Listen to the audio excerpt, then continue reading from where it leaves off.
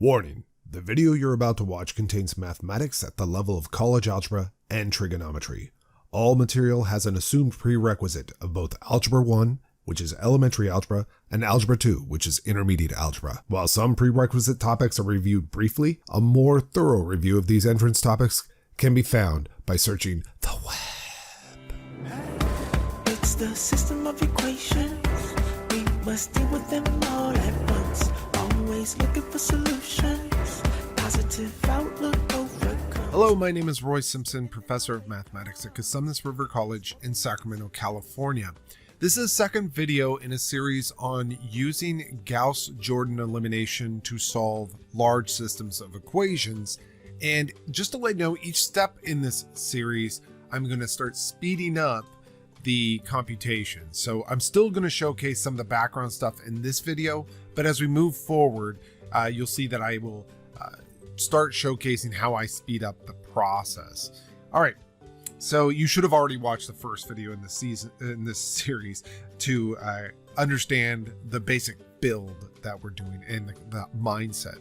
So let's go ahead and put this in its augmented matrix form. That would be an augmented matrix. Luckily, it's already lined up to where we have a column of x's, a column of y's, a column of z's, and then our column of constants on the right-hand side.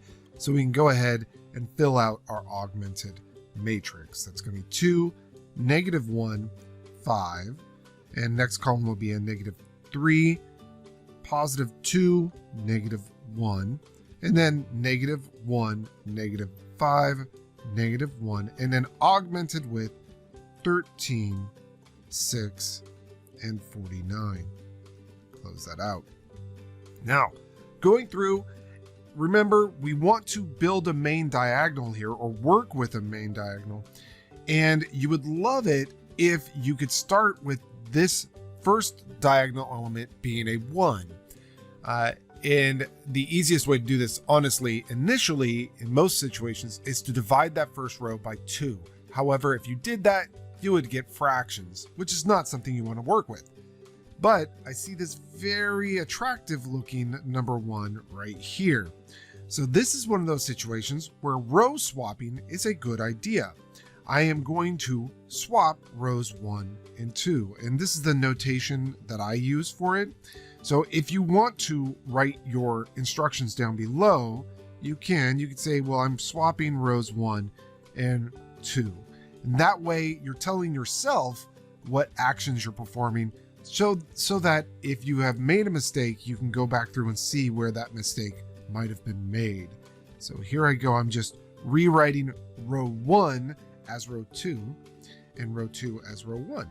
So 2, -3, oops, that was supposed to be a -3, but it didn't get filled in nicely, and -1 and 13. Notice the only row that didn't change was row 3. So I'm just going to rewrite that in. I would love it, again, if I could start this whole process with this main diagonal element being a +1. And in this case, I can force that very easily by multiplying this first row by a -1. So let me go ahead and do that. Just write this down below. I'm going to go ahead and say row 1 becomes the new row 1. And then I rewrite. Now, just to let you know, you don't have to always rewrite. Some students and some instructors, or actually I should say it this way, some instructors teach this in a way where it does not require you to rewrite all the time.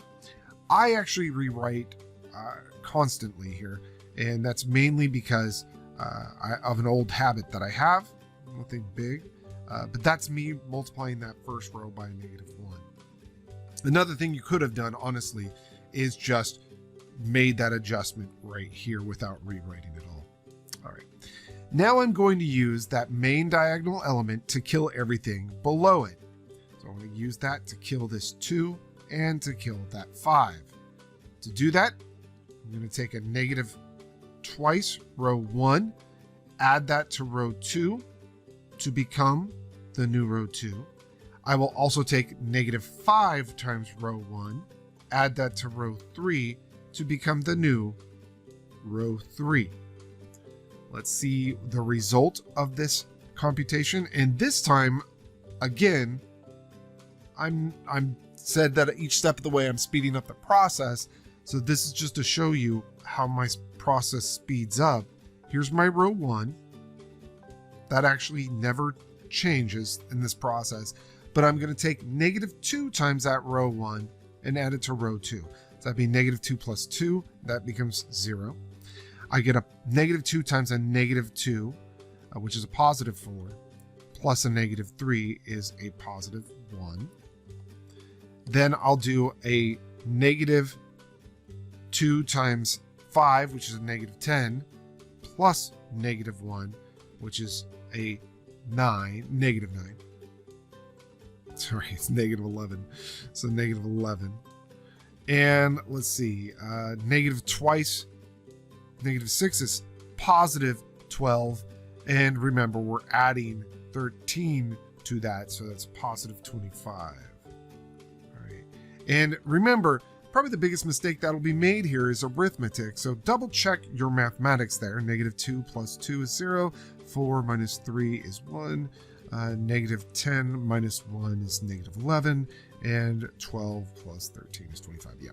Okay. Now I'll do -5 times row 1 and add that to row 3. So that would be 0 by design. That works out very nicely. And -5 times -2 is 10, plus -1 is 9. -5 times 5 is -25, plus -1 is -26. -5 times -6 is positive 30, and then plus 49 is positive 79. All right, so far so good. These numbers look somewhat out of control. I totally get it. They do to me as well look totally out of control. But we have now successfully turned this into a 1 and killed everything below it. So that's beautiful. Now I move to the next diagonal element, and initially I asked myself, can I make that into a 1? It's already a 1, so that job is done. So now I just entered the kill step, which is me taking that row 2, -9 times it. -9 times row 2. I'm going to add that to row 3 to become the new row 3. And again, I do that because this is the kill step. I'm killing off that 9 here. Okay. So let's do this. I'm going to rewrite all the other material. And in fact, I'm just going to copy and paste it because honestly, that's a little bit faster for me. So copy and then paste, and move it right there. All right, and the only thing that's changing here in this entire process is row 3. So I'm just going to remove row 3 there, and I'm going to take -9 times this second row and add it to the third row. Well, -9 times 0 is 0, plus 0 is 0. That will always end up like that. -9 times 1 is -9, plus 9 is 0 by design. -9 times -11 is positive 99 plus a -26. And that is a 73.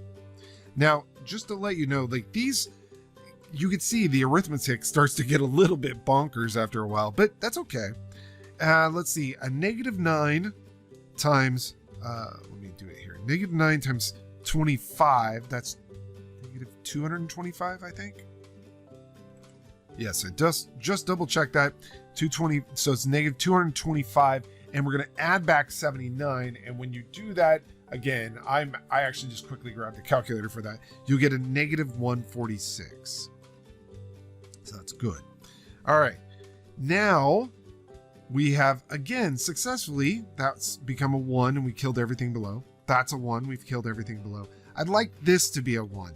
So I'll divide both sides of that equation by 73, or that row by 73. And by the way, that's the same thing as saying 1/73 times row 3, and that'll become our new row 3.